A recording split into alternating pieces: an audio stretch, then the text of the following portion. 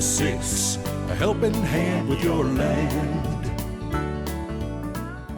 Neil from Essex here today with a Kubota BX tractor loaded to the hilt with all the attachments and accessories that you would need for snow removal. We spent a lot of time talking about application on our channel and the different attachments and accessories that you can get for your machine and the different ways that you might use them. So today we're going to walk through this particular tractor and show you all the things that you may possibly want for snow removal. A lot of times when guys go through and they start accessorizing a tractor, they go through, say, the build and price tools on a company's website and go through and feel like they've got to check off every little option that they've got on there so that they can be covered for everything that they might possibly do.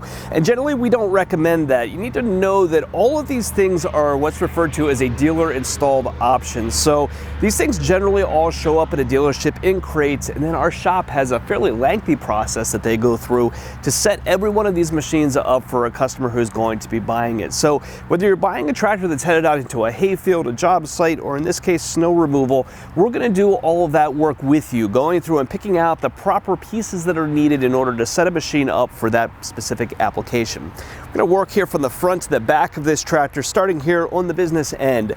This guy is going out to a snow removal contractor, and the tractor really here is set up to run down sidewalks. They're going to be going down and clearing snow off and spreading salt behind them as they go. A lot of times you think of snow blowers when it comes into snow removal, but believe it or not, there's a lot of snowfalls that brooms are actually a much better attachment. We're selling a lot of brooms anymore to school districts, hospitals, municipalities, those kinds of customers where they don't need to just remove the snow, but they also need to make the surface safe to walk on. So for your light snowfalls, you'd be really surprised how well a front broom can do and moving that snow out of the way, but also getting right down to the surface and making sure that it's absolutely clear. This particular broom setup has several different benefits that make it really well suited to that kind of snow removal sidewalk application. So there's a lot of adjustments on here that you can do to this broom to make sure that it's running exactly right. So you have the very basic functions here from your loader stick on the tractor that's going to lift the broom up and down, and a cylinder here to rotate it left and right. But beyond that, this thing has a lot of attachment points on it that make it float freely from the tractor. So you can crank this right here to change the angle of the broom and how aggressive it is on the ground.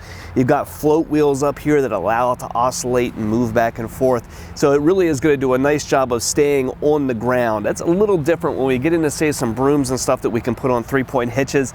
They often don't have the amount of flexibility and ability to contour quite like this one does. If you're going to be out in the snow for a long period of time, a cab is obviously a very nice thing to have on your tractor, right? You'll hear me talk pretty negatively about aftermarket cabs going on to tractors. There's good cabs and there's bad cabs, let's say that. There's a lot of machines where when you put a cab onto a tractor, you really overall lower the value of the machine. That's because when you put those on, they can rust, they rattle, they don't go on well.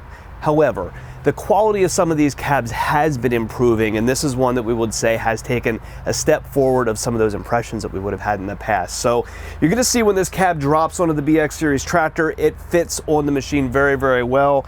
It's molded to the tractor appropriately. There's a lot of nice switches and stuff up in the headliner to be able to put on lights.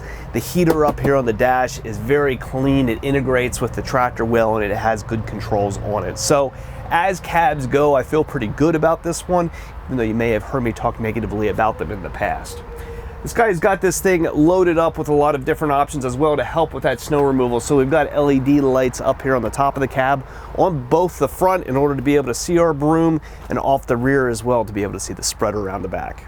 Anytime we go and we put a front attachment onto a tractor, regardless of its size, you always want to consider having some kind of weight on the back end of the machine. In the case of this tractor, it's 75-pound per side iron weights that go back here inside the rims. That's going to help ballast the back end of the tractor to balance out that broom out on the front and just make the machine ride better. I tend to prefer iron weights whenever you can. In bigger tractors, when we get into larger machines, we do a lot of liquid filling of tires. This kind of weight is going to preserve the air cushion that's inside your tire and help it ride better. When you get into bigger tractors, they do become less popular because of their expense. It's a lot more expensive to buy iron weights than it is simply to fill tires with fluid.